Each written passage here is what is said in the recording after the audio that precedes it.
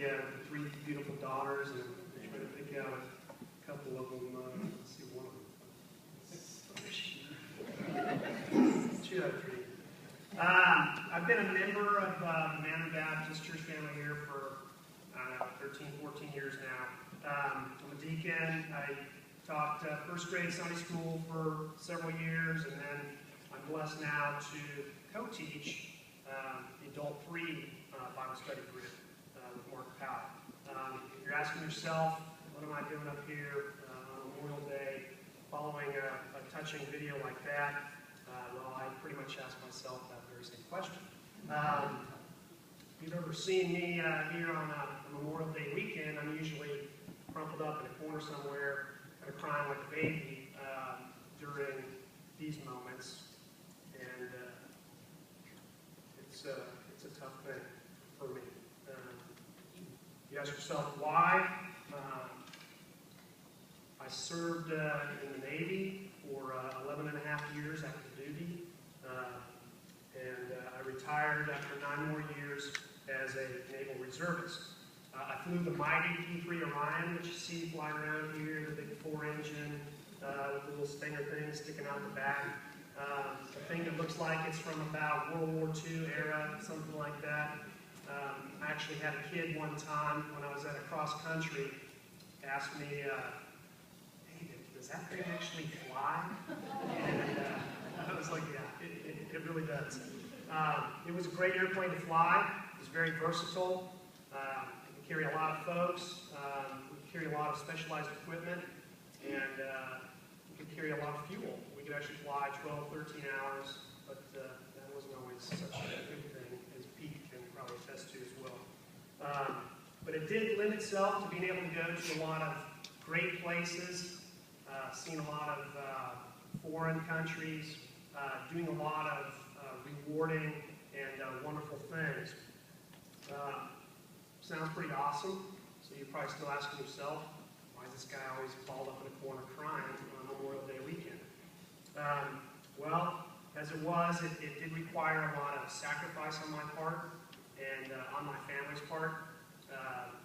I would be gone for anywhere from 6 weeks to 6 months at a time.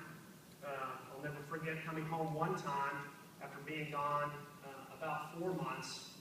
It was supposed to be just 6 weeks, and after 4 months, we finally got to come home. We were living in Brunswick, Maine at the time, and BJ and Megan came to meet me as I got off the airplane at the hangar. Megan was about 1.5 years, a little tiny thing. And as I got off the airplane, they came running out, and I scooped up Megan, and I went to kiss BJ. And I went to give Megan a kiss, and she just turned and would not look at me at all. I could spin her around, and she would just turn the other way and not look at me. Say, honey, what's going on here? She's like, well, yeah, she's a little upset. You've been kind of gone a long time. So me, being the sentimental father that I am, I went to put her down so I could go get my stuff. And she started crying, and so of course I again looked over at BJ, and she's like, pick her up. So I picked her up, and then she stopped crying, and then she turned and wouldn't look at me. Honey, I thank you for your sacrifice, putting up with me being gone so much. Megan, you too. Heather, I was just in the reserves when she was around, so I was never gone for more than just a couple of weeks. She didn't have nearly as much sacrifice time away from me as Megan and BJ did, but that still didn't make it easy all the time. That wasn't the only part, though, that makes Memorial Day tough. The hardest part, unfortunately, is due to loss of friends and fellow squadron mates of mine. March 21st, 1991 is a day that I will never forget. I was in my first operational squadron, and 2 full crews of ours were on 2 separate airplanes. out on a training mission, and it collided over the Pacific Ocean. They exploded immediately, and 25 of my squadron mates and 2 other folks were killed instantly. There were sons, brothers, husbands, fathers, and friends. One was a very good friend of mine that had taken that flight that day in my place. Brad Cox died off the coast of San Diego that morning as the ultimate sacrifice for me. I was spared. It seems that the Lord had something better to do with my life. I had only been dating BJ at that time for just a couple months.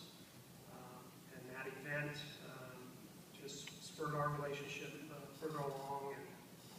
And now I have 3 wonderful children as a result of my extra time here on earth. You know, but the tears that I cry on Memorial Day weekend are not tears of sorrow. They're obviously tears of gratitude, tears of joy, tears of love.